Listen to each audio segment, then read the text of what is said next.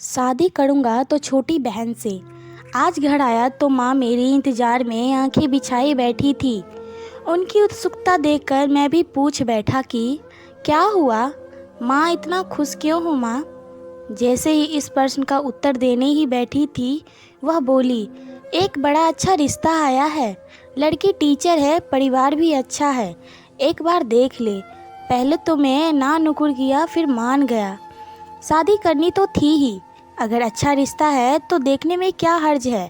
यह बात होते ही लॉकडाउन हो गया और बात वहीं रह गई। पर माँ ने व्हाट्सएप पर फ़ोटो मंगवा ली। लड़की तो ठीक थी, लेकिन मेरी कल्पना में एक बहुत सुंदर लड़की का ख्याल था। यह लड़की तो बस ठीक थी। मैंने माँ से यह बात घुमा फिरा कर कही। माँ बोली, अरे फ़ोटो पर मत जा, सामने से देख। लॉकडाउन के खुलते ही हम उनके घर पहुँचेंगे। मीता आकर बैठी। जैसे फ़ोटो में थी, बस 19-20 का फ़र्क था। 10-15 मिनट बाद मीता की छोटी बहन नेहा बाहर आई। उसी पर मेरी आंखें टिक गई। यही तो थी मेरे सपनों की लड़की, घोड़ी सुंदर चंचल। मीता से बात हुई थोड़ी बहुत, पर दिमाग मेरा नेहा में ही रम गया था। घर आकर मैंने माँ से कहा कि माँ, बड़ी नहीं छोटी से करवा दो शादी। माँ बोली, पागल है क्या? उसके घर वाले से कहूँ बड़ी नहीं छोटी की कर दो, और क्या कमी है उसमें? मुंबई वाले भाई साहब बता रहे थे कि वह सुशील और अच्छी लड़की है। मैंने कहा, माँ, मुझे नहीं करनी। 4 लोगों के आगे अपनी बीवी को मिला तो सकूं।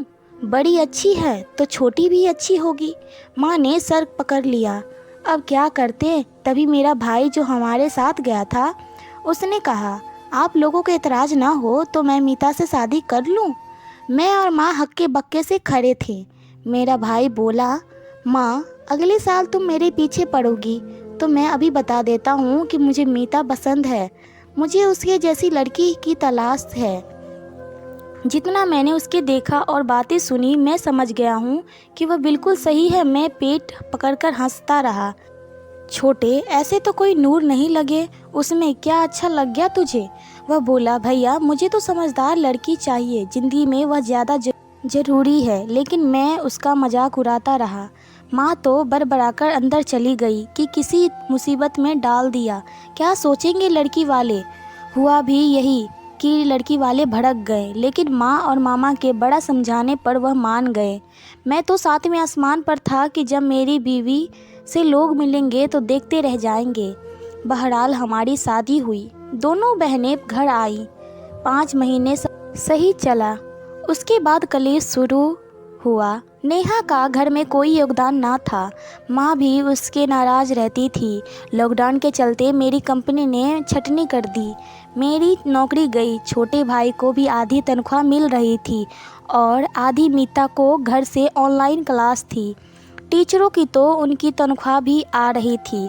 उन दोनों ने घर संभाल रखा था। मैं बहुत परेशान था, नौकरी नहीं थी। ऊपर से 5 से 6 महीने में समझ गया था कि नेहा के खर्चे मेरे जेब से ज़्यादा हैं। मैंने नेहा अपनी परेशानी कही। नेहा बोली, तो क्या हुआ, मिल जाएगी दूसरी। आप यह सब छोड़ो, मैं नई ड्रेस मंगवाई है ऑनलाइन, वह देख लो। मैं उसके हर बात को टाल जाने की आदत से परेशान था।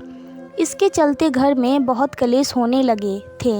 मीता बाहर तो काम करती ही थी, घर के काम में भी फुर्तीली थी, लेकिन नेहा को सजने संवरने से फुर्सत नहीं मिलती थी। साल बीते और कलेश बढ़ते गए। नेहा के कुछ नहीं करूँगी वाले एटीट्यूड की वजह से इसके चलते माँ ने हमको ऊपर का फ्लोर दे दिया और छोटे और मीता को नीचे का फ्लोर दिया। माँ भी उनके पास रहती। नेहा की सुंदरता, चंचलता और लड़कपन हमारे बीच दरार लाने लगे। दूरियाँ बढ़ती जा रही थी। रोज़ लड़ाई पर गंदा पड़ा रहता। बच्चे पता नहीं क्या पढ़ते क्या नहीं। कोई घर भी ना आता जाता। जो भी आता मीता और छोटे के फ्लोर से चला जाता।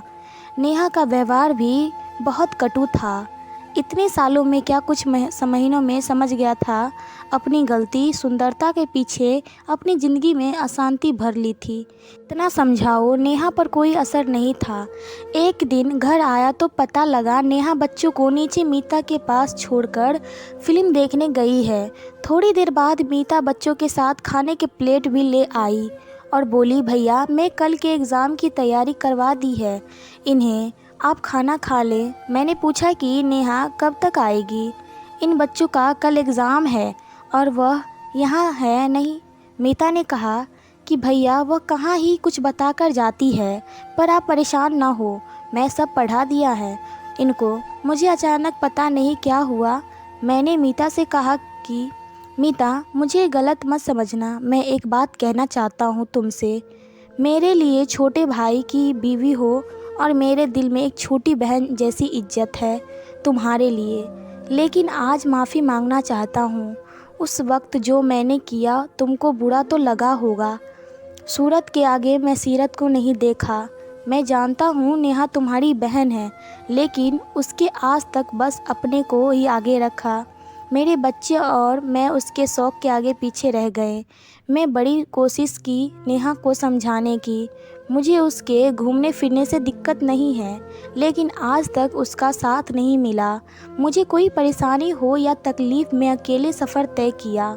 इतना पीछे रह गया हूँ, वहीं छोटी सी ज़िंदगी कितना संवर गई, कितना तरक्की कर लिया। मैं अपने कलेश में उलझ के रह गया। मैं बहुत खुश हूँ छोटे और तुम्हारे लिए, लेकिन बस आज लगा कि यह बोझ लेकर और नहीं रह पाऊँगा। मैं तुम्हारी उल्लाहना की, तुमको नीचा समझा, सुंदरता के आगे गुणों को पीछे किया। छोटे ने तुमको सही पहचाना। मुझसे उम्र में कम है, पर उसका तजुर्बा मुझसे ज़्यादा। माफ़ कर देना, तुम दोनों हमेशा खुश रहो। बस मीता एक टुक सब सुनती रही, फिर बोली, भैया बच्चों को शायद नींद आई है, इनको कमरे में ले जाइए, मैं चलती हूँ। आज हम चारों कैरम खेलने का प्रोग्राम बनाया है, बच्चे और वह इंतज़ार कर रहे होंगे। यह कहकर चली गई वह, और मुझे एक तमाचा से मारा हो किसी ने ऐसा महसूस हुआ। हम आदमियों को कोई औरत अस्वीकार कर दे तो हमको कितना ठेस लगता है, लेकिन औरत के दिमाग में डाला जाता है कि रिश्ते आए तो लड़का पसंद करे या ना करे, तुम दिल पर मत लेना। लेकिन दिल तो दोनों का एक जैसा होता है। बुरा उतना ही लगता है, लेकिन लड़कियां चुपचाप यह बर्दाश्त कर जाती हैं। आजकल माहौल बदल रहा है। माँ बाप अपनी लड़कियों को बस एक शादी का सामान बनाकर सामने वहीं लाते हैं, पूछताछ करते हैं, लड़की की मर्जी भी होती है और वह रिश्ते मना कर सकती हैं।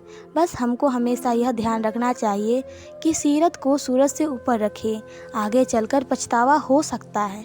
दोस्तों, अगर ये कहानी आपको पसंद आई हो तो हमारे चैनल को लाइक से सब्सक्राइब ज़रूर करें। तब तक के लिए धन्यवाद।